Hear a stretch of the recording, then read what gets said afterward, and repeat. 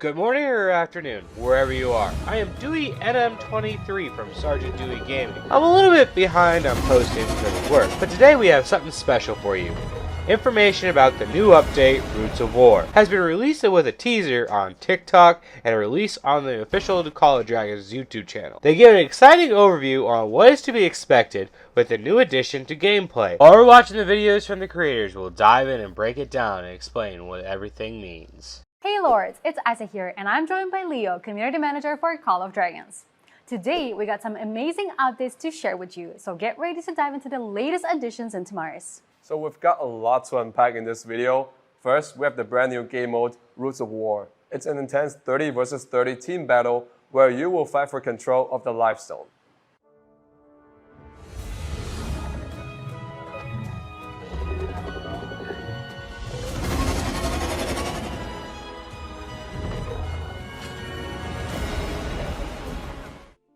Roots of War takes place in a battlefield unlike anything you've seen before in Tamariz. Diverse terrain and the fog of war will shape your team's strategy, and you can use it to your advantage. Now let's break it down a bit further. In order to participate in this event, your alliance has to be at least the top 20 rankings in your server.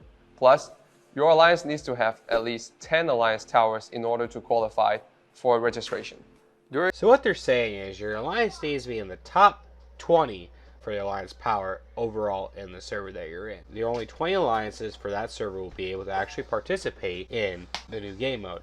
Hence why you need to be active as possible. There is even an augment stone task that needs to be completed, and it's called Glorious Names. And your alliance must be in the top 20 of the alliance power rankings. Now next, your alliance needs to have 10 alliance towers. At least they need to be built. So with being built, that also shows how active you are. Your personal level needs to be level 16 so you can be put in consideration to be able to join in the battle. During registration, alliance leaders and officers can nominate up to 30 combatants and 10 substitutes for their team roster.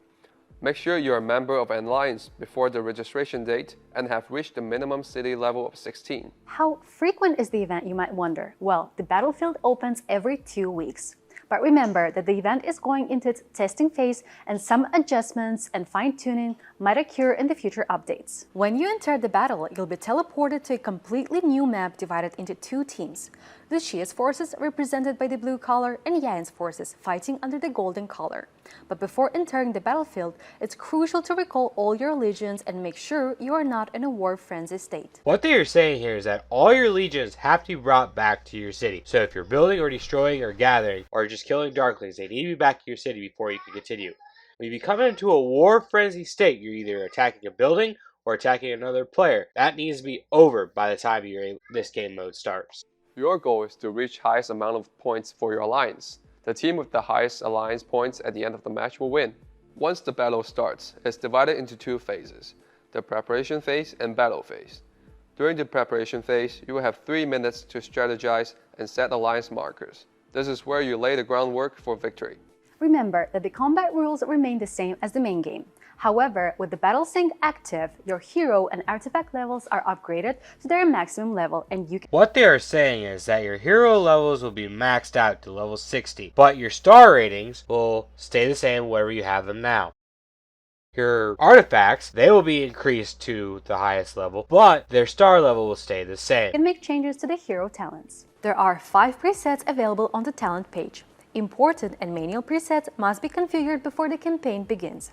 After they have been configured, you can switch between them freely. Remember that Battle Sync does not change heroes and artifact star ratings or skill levels, and changes made to the talents only apply within the event. Policies and season reset buffs do not apply to this event, as well as room buffs. However, buffs from tag, faction, title, building, city theme, and items are still active during the battle. Now let's talk about the key elements and buildings on the map. When the battle phase kicks off, that's when the real action begins. You'll score personal points by defeating enemy units, occupying buildings, gathering Luminbright pools, score points for both you and your alliance. But the key element here is delivering Lifestone to one of your buildings or neutral buildings, which grants a massive number of points to your alliance. There are 3 of Lifestone pedestals scattered across the battlefield. Periodically, Lifestone will appear at one of the Lifestone pedestals and both teams must fight to obtain it. It's a race against time to secure it and gain the upper hand. And remember, delivering Life Zone to neutral locations or buildings not only grants you points, but also allows your team to summon behemoths to squash your opponents. Buildings play an important role too, occupying various structures like the Hall of Power, the Outpost, the Tree of Healing, the Tree of Courage, and the Hall of Nature grants points and unique benefits to your team, so choose your targets wisely. Lunenbright pools. These pools are a vital resource for your team. Deploy your legions together from these pools and earn valuable points. Just remember, your legions must return to camp for the points to be added to your score. And don't overlook the Druid Hut. This is where your severely wounded units are being healed. You can also use Elixir Healing to heal your troops as well. The speed of Elixir production is determined by the number of trees of healing your alliance occupies. So, ensure you have a strong presence and support your troops in their time of need. With this being said, we gotta go collect a lot of trees. Rewards in this event are based on personal point scores and whether the team won or lost the match. Roots of War is all about strategy, coordination, and teamwork.